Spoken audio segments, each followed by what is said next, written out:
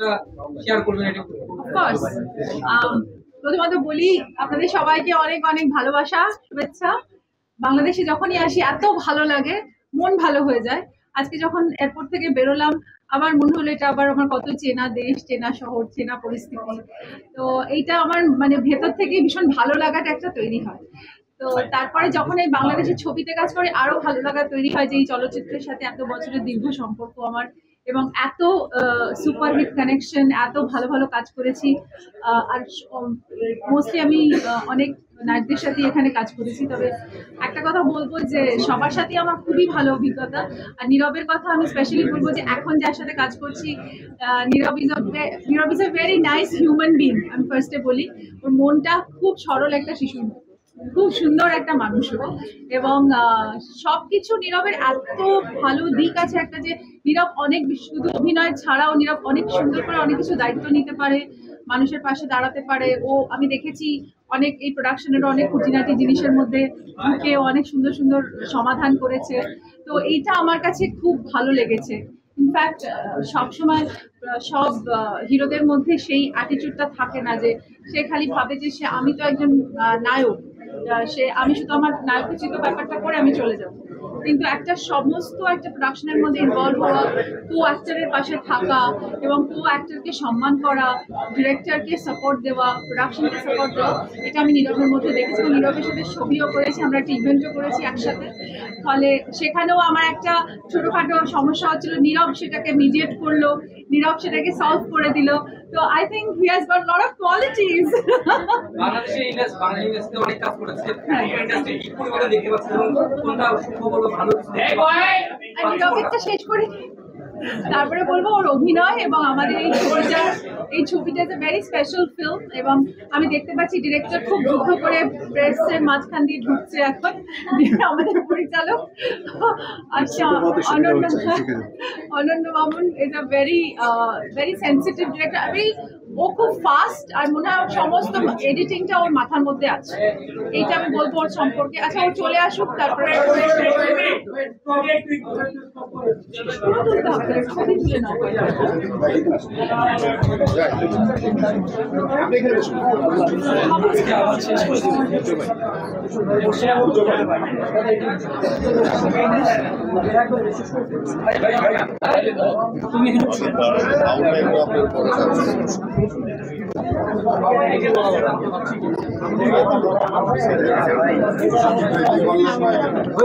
আমি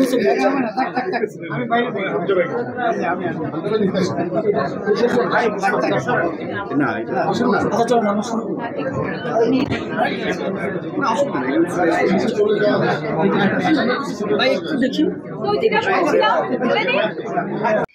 সুরঙ্গ নিয়ে খুব ভালো লাগলো যে ওটা খুবই ভালো চলছে। এবং তার আগে হাওয়া হাওয়া হাওয়া চঞ্চলের সাথে আমার দেখা হলো। আমরা আমেরিকাতে একটা শো করলাম একসাথে। তো তখন চঞ্চলের সাথে অনেকক্ষণ কথা হলো। আমরা মৃণাল সেনের একটা সেমিনার ছিল, সেখানে আমাদের একসাথে আমার কিছু বক্তব্য ছিল, কিছু দেখা হলো। খুব ভালো লাগছে যে সব। আর আমার বন্ধুর ছবিও রিলিজ হয়েছে না, ফেরদৌসের, হ্যাঁ মাইকের জন্য ওকে আমার অনেক শুভেচ্ছা। খুব ভালো হচ্ছে ছবিটা, শুনলাম। আর একটা বোধহয় আসছে 1971, সেই সব বন্ধু নিয়ে তো তোমরা সারাক্ষণ দেখছোই। আগের বারও আমি এসে যখন শো করতেছিলাম, ওর বউ আর মানে আমি ভীষণ বন্ধু এবং ও আমাদের বন্ধু। তো we are very deep friends অনেক বছরের। ফলে আমার ওকে বন্ধুর মা থেকেও বেশি পরিবার মনে হয়। So that's why. বলিউডে আমার এখন 4টে ছবি রেডি আসছে, এবারে রিলিজ হবে। তো এখন আবার যাব, এখান থেকেই বোম্বে যাব। আমি 3-4টে ফিল্ম করছি। একটা আরবাজ খানের সাথে করলাম কাল ত্রিভুরি, ওটা খুব তাড়াতাড়ি, মহেশ মাঞ্জরেকর আর আরবাজ খানের সাথে, ওটা রিলিজ হবে। আরেকটা ছবি করলাম, দীপক তিজুরি কামব্যাক করলো একটা লাভ স্টোরিতে। আমি একটু অন্য ধরনের ছবি করছি যেটার নাম ইত্তার, সেটাও আসছে। আর আরেকটা পুরফ কোহলির সাথে ছবি তৈরি আছে। ঋতুপর্ণাকে ক্যারিয়ার অনেক ক্যারেক্টারে দেখা গিয়েছে এবং ক্লাসিক রূপে কোন রবীন্দ্রনাথের গল্পেও তাকে মানে চিত্রায়ন করতে দেখা গেছে। রিসেন্টলি আমার দত্তা রিলিজ হলো, শরৎচন্দ্র চট্টোপাধ্যায়, যখন আপনি সাহিত্য বললেন, সেটা অলরেডি 50 দিন করেছে, তো থ্যাংক ইউ, আপনাদের সবার শুভেচ্ছা। কোনো আক্ষেপ আছে কোনো চরিত্র করতে পারেন বা করবেন বা এরকম অনেক আক্ষেপ আছে, অনেক ইচ্ছা আছে, আক্ষেপ না ইচ্ছা আছে যে আরো আরো অনেক ইন্টারেস্টিং চরিত্র করব, আরো বেশি যাতে আমি নিজেকে আরো এক্সপ্লোর করতে পারি, যেটা আমার মনে হয় বলিউডে যেটা খুব এক্সপেরিমেন্টেশন হয়, যে অনেক রকম চরিত্র নিয়ে। রিসেন্টলি মানে সুস্মিতা সেন দেখছি একটা এমন একটা অদ্ভুত চরিত্র করেছে, খুব প্রশংসনীয়, এবং কালী বলে যে চরিত্রটা করেছে। তো সেরকমই আমার মনে হয় যে অনেক এক্সপেরিমেন্টেশন হচ্ছে নতুন ধরনের কাজের, তো I want to be a part of it also. এবার কি নিয়ে যাবেন, মানে বাংলাদেশ থেকে এবার কি নিয়ে যাবেন কলকাতায় নেওয়ার মতো হলে? অবশ্যই ইলিশ মাছ। বাংলাদেশে আপনার যে জনপ্রিয়তা স্পর্শ, স্পর্শ শব্দটা আসলে তো মানে দুইভাবে ব্যবহার হয়, পজিটিভভাবে ব্যবহার করে নেগেটিভভাবে ব্যবহার করা হয়। এই পজিটিভ আপনার জন্য এমন কেউ আছে যে মানুষের স্পর্শ আপনি মিস করেন বা পেতে ইচ্ছে করেন, সেটা আপনার মা বাবা বা সন্তান বা ভালো প্রশ্ন এটা। হ্যাঁ আছে তো, আই মিস মাই ফাদার। আমার বাবার কথাটা মিস করি, বিকজ আমি তো বাবা মা খুব তাড়াতাড়ি ছেড়েই চলে গেছেন বলতে গেলে। ছেলের বয়স এখন আপনার ছেলের বয়স 23, অঙ্কন সে কি ফিল্মে আসবে কিনা? বাড়িয়ে দেয় কেন গো বয়স? ফিল্মে আসবে? এখন সে কি ফিল্মে আসার কোনো সম্ভাবনা আছে? আচ্ছা বাড়িয়ে কেন দেয় বয়সগুলো?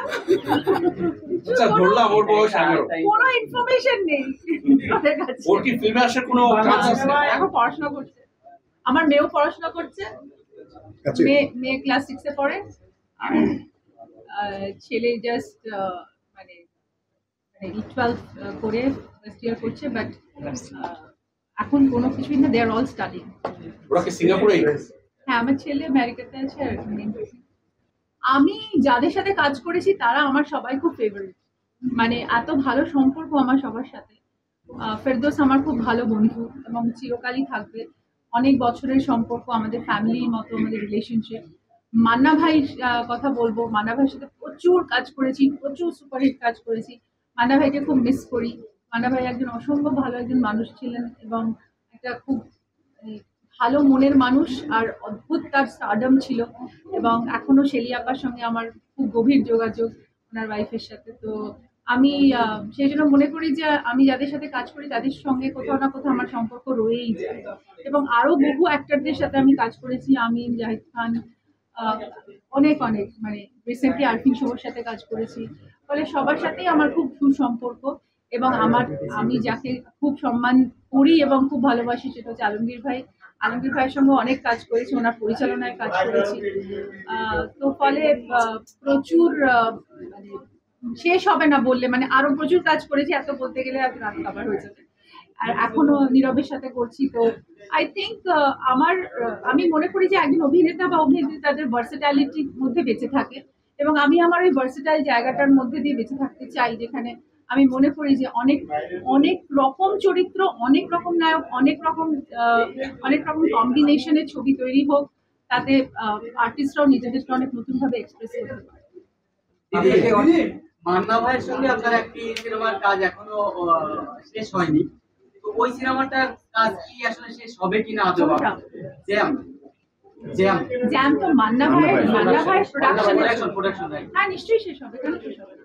মাঝখানে কোভিড নিয়ে একটুখানি সমস্যা হয়ে গেল, বাট শেলি আপার সঙ্গে আবার আমরা বসছি ছবিটাকে আবার রিভাইভ করে তাড়াতাড়ি শেষ করব। দিদি ঢাকাতে কি এবার তো অনেকদিন শুটিং করবেন, শুটিং মধ্যে সবচেয়ে কোন খাবারটা ভালো লাগে? মানুষ অনেক খাবারই খায়, কোন জিনিসটা সবচেয়ে ভালো লাগে, কোন জায়গার খাবারটা ভালো লাগে? বাংলাদেশে অনেক কিছু, এত কিছু ভালো লাগে, কোনটা বলবো? ফার্স্ট অফ অল বলি যে ভর্তাগুলো খেতে হবে। বাংলাদেশের ভর্তা আমার সবচেয়ে ফেভারিট, সে যে ভর্তাই হোক, চিংড়ি ভর্তা, আলু ভর্তা, বেগুন ভর্তা, যাই হোক। কি ভালো রান্না করতে পারে, আপনাকে কি রান্না দাওয়াত দিয়েছে? না না না না না না সেটা দেয়নি। আর আমার ভাল লাগে কাচ্চি বিরিয়ানি, আর হাজি বিহারি, অনেক আছে, মানে খেতে ভালোবাসি। আর সবকিছুই ভালো লাগে। ইলিশ মাছ ফার্স্ট অফ অল। দিদি কি অসুস্থ? হ্যাঁ অসুস্থ কি এখানে? হ্যাঁ অসুস্থ, মানে আমার পরশুদিন সেটে একটা অ্যাক্সিডেন্ট হয়েছে। মানে আমি একটা শুটিং করছি একটা নতুন ছবি দাবারু বলে, যেটা কলকাতায় চলছে আমার। তো সেটে একটা শর্ট ছিল, আমি রান্না করছিলাম, এবং তার মধ্যে একটা বল এসে পড়বে এবং সেটা উল্টে যাবে, কড়াইটা উল্টে না গিয়ে তার থেকে ওইটা পুরো ছিটকে গিয়ে হঠাৎ একটু গরম হয়ে গেছিল, সামহাও বুঝতে পারেনি সবাই, ভেবেছে বোধহয় ঠান্ডাই আছে, আসলে নিচে আগুনটা জ্বলছিল। তো ওটা এসে আমার এখানে একটা এমন ছাকা দিয়েছে যে এটা একটা একটু গুন্ড হয়ে গেছে, তো আমরা একটা করে রেখেছি। কিন্তু মামনের শিডিউল আবার মিস করা যাবে না, তো এই জন্য মানে ব্যথা পেলেও ব্যথা নিয়েই কাজ করব, কারণ আমি মনে করি this is my commitment towards my industry. আমরা আসতে পারলাম এবং আমরা থ্যাঙ্কস টু নীরব অ্যান্ড অনন্য বাবু অ্যান্ড সৌরভ বাবু, বিকজ এরা সত্যি কথা বলতে কি একটা দারুণভাবে সবাইকে অর্গানাইজ করে নিয়েছে, বিকজ সবাই এত ব্যস্ততার মধ্যে চলছিল। এবং নীরবের কথা একটু বলে নিই যে আমার আর নীরবের খুব ইন্টারেস্টিং একটা পার্ট এই ছবিতে, এবং খুব সুন্দর একটা ডিরেক্টর খুব সুন্দর স্ক্রিপ্টটা লিখেছেন আমাদের নিয়ে।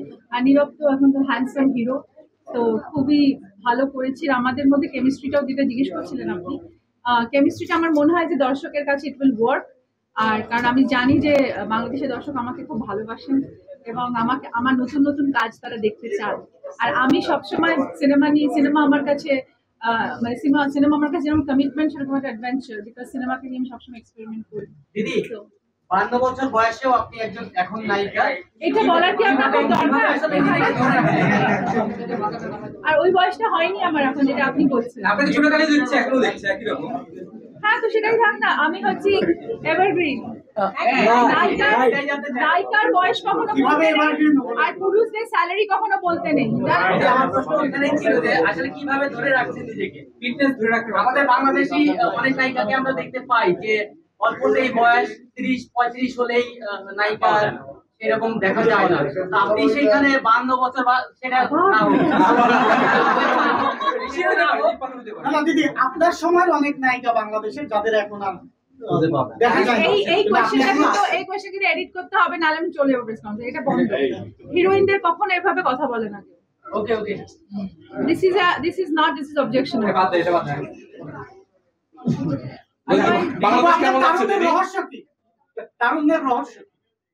আপনাদের ভালোবাসা, আপনারা আমাকে এত চান, তাই জন্য আমি সবসময় নিজেকে সুন্দর রাখতে চেষ্টা করি। এবং আমি মনে করি যে একটা পজিটিভিটি যদি ভেতরে থাকে, তাহলে সবসময় সবকিছুকে আমরা মানে ক্রস করতে পারবো। বিকজ যদি আমরা নেগেটিভ মানুষ হই আর সবসময় ভাবি যে আমার এটা হয়ে গেছে, এটার পর এটা হবে না, কিন্তু সবসময় আমি ভাবি যে এটার পরে এটা হবে, and I am very positive person. আমি ভগবানে বিশ্বাস রাখি এবং আমি চাই যে সারা জীবন এমন কিছু কাজ করে যাই যেটা একটা রিমার্কেবল ছাপ ফেলে যাবে এই ইন্ডাস্ট্রি। ইন্ডাস্ট্রিতে কাজ করেছেন আপনি, কোন ইন্ডাস্ট্রিকে এখন এগিয়ে রাখবেন এই সময়? কি দুই ইন্ডাস্ট্রিতে কাজ করেছেন। হ্যাঁ, অনেকগুলো ইন্ডাস্ট্রিতে কাজ করেছেন, কিন্তু এখনকার কলকাতা আবার বাংলাদেশের ইন্ডাস্ট্রি কোনটাকে এখন এগিয়ে রাখবেন? দেখুন, দুটো জায়গার দুটো ধারা আছে, এরকম ভাবে ঠিক কম্প্যারিজন করা যায় না। বাট দুটো ধারার মধ্যে যদি আমরা মানে কম্পেয়ার করি, তাহলে দু জায়গাতেই খুব ইন্টারেস্টিং কাজ হচ্ছে, বিকজ কন্টেন্ট এখন একটা অন্য জায়গায় চলে গেছে। বিকজ এখন আমাদের ওটিটির এমার্জেন্সি, ওটিটি যেভাবে এসেছে সেখানে আমরা ওটিটিতেও আমরা প্রচুর নতুন কন্টেন্ট পাচ্ছি, নতুন নতুন অ্যাক্টররা কাজ করছে, নতুন ডিরেক্টররা কাজ করছে, অনেক পুরনোরা ফিরে আসছে। ফলে এখন আমার মনে হয় কন্টেন্ট ইজ দ্য কিং। যে কন্টেন্ট যত ভালো তৈরি হবে, তত অ্যাক্টররাও তাদেরকে নিজেদেরকে নতুন ভাবে এক্সপ্রেস করতে পারবে।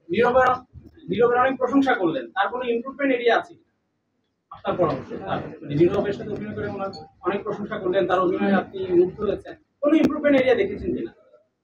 অফকোর্স, ও মানে আমার ইমপ্রুভমেন্ট ওকে বলার কিছু নেই, বিকজ ও এখন ওর আরো অনেক বড় পথ চলতে হবে। আই থিঙ্ক ওর সাংঘাতিক ডেডিকেশন আছে, ও ডেডিকেশন যদি আরো বাড়ায় তাহলে আরো বড় জায়গায় যাবে। But I think he is a completely dedicated guy if his work is concern. দিদি, স্পর্শ নিয়ে কথা বলি। এই স্পর্শ কেন এত স্পর্শ সিনেমার নামটা আপনার কাছে কেমন স্পর্শ লাগছে দিদি বলেন?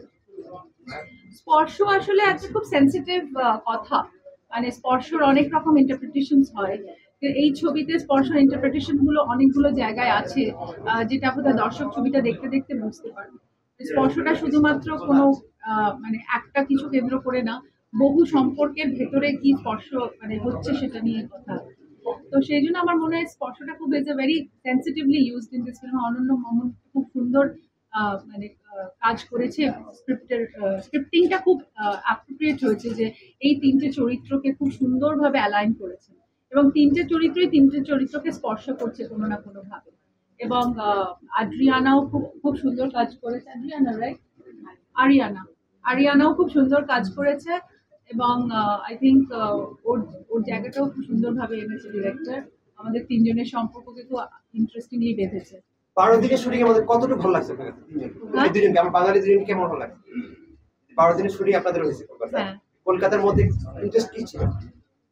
ইন্টারেস্ট ছিল এটা যে খুব নতুন সাবজেক্টকে ভাল লাগে ছুঁতে, এবং নতুন সাবজেক্টকে ডিসকভার যত করতে থাকি তখন ভাল লাগে। আর এইরকম একটা কাস্ট প্রথমবার নীরবের সাথে কাজ করছি। প্রথমে ভেবেছিলাম যে বাংলাদেশের বহু অ্যাক্টরদের সাথে কাজ করেছি, তো এইটাও একটা নতুন ধরনের একটা কাস্টিং হলো।